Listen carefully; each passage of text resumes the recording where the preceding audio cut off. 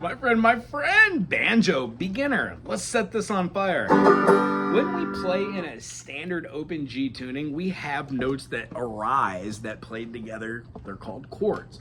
They're consistent of a 1, 3, and a 5. Now what this means is in a scale of la la la la la la la la, we have 7 notes which make up our Western ear of thought. These are groupings or families of 7 distinct notes that are differently named for each key. There are 15 keys. Some have sharps, some don't. Some have flats, some don't.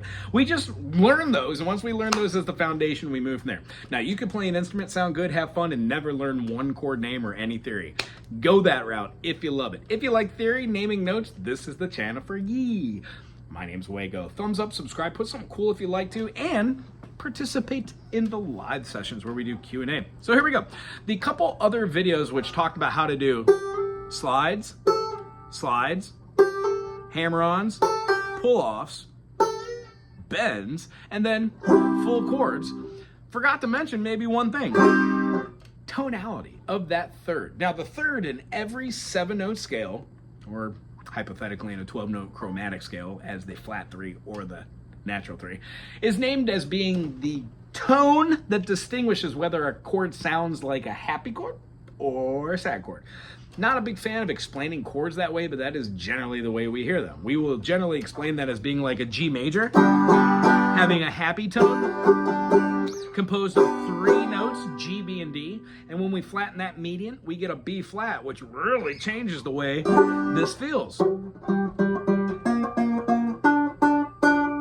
And now it makes what was a happy chord into a somewhat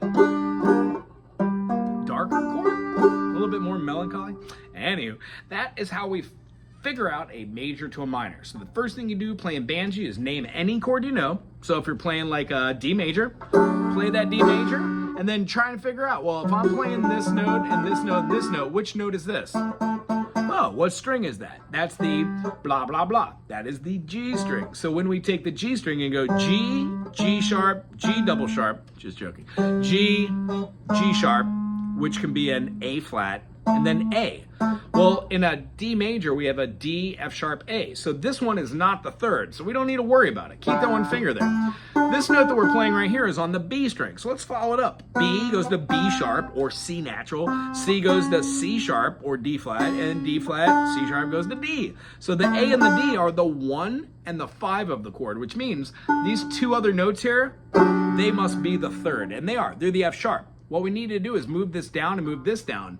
Well, when doing that, that's an awful squish, and it just looks like this because we're playing these 2 notes still and then both of these notes. Therefore, the difference between a D minor and a D major is night and day when you're hearing the difference between that major or minor third. So the concept here is take every one of the chords you know. C major turns into a C minor. A major turns into an A minor. B major, what is it? B major, B minor, C major, C minor. Each one of these has the same mechanism. Here's the greatest thing about the whole thing. If this is G major and we move this up, G, G sharp, A sharp, B, C, C sharp, D, these are always going to be majors. Well, the string that determines major or minor is this one. So anytime you flatten that note, keep these 2 right here, and then play this one up top, you will get a minor, no matter where you play that sucker. Ow!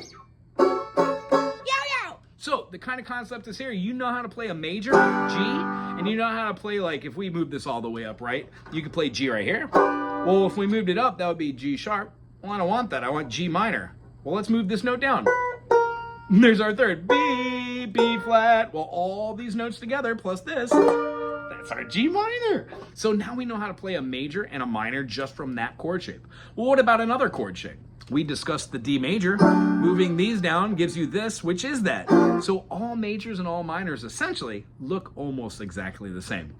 This next one is based off of the E major.